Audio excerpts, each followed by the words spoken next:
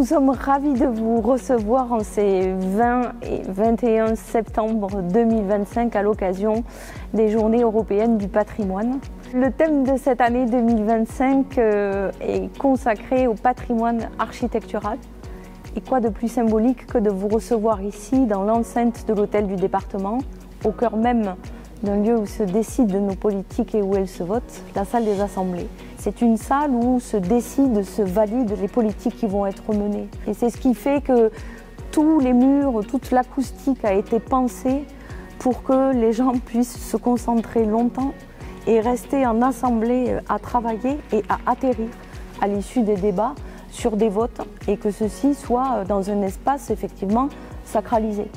C'est une salle qui fait 650 mètres carrés avec une hauteur sous plafond de 14 mètres. Je le dis parce que la voix et le ton ont ici un timbre particulier qui est celui justement du sérieux et du respect de la parole. Voilà, donc c'est un lieu important pour la construction et l'architecture de la démocratie. On est devant la façade principale donc, de l'hôtel du département, qui est un bâtiment de style postmoderniste. On voit un petit peu ces grandes colonnes. Il a été pensé voilà, avec une rue centrale assez monumentale.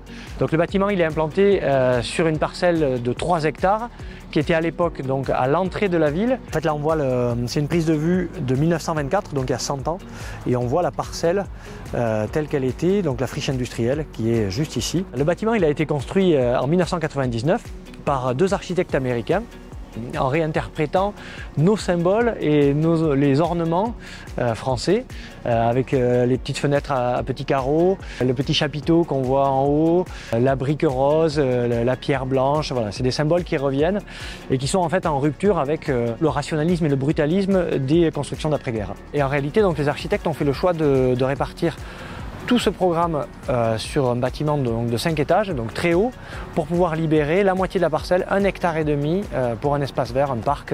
Pour terminer, en 2011, il y a une extension qui est réalisée par 2 architectes locaux qui prennent un contre-pied total avec donc une courbe qui rappelle du coup l'hôtel existant et l'usage du verre qui reflète également les façades.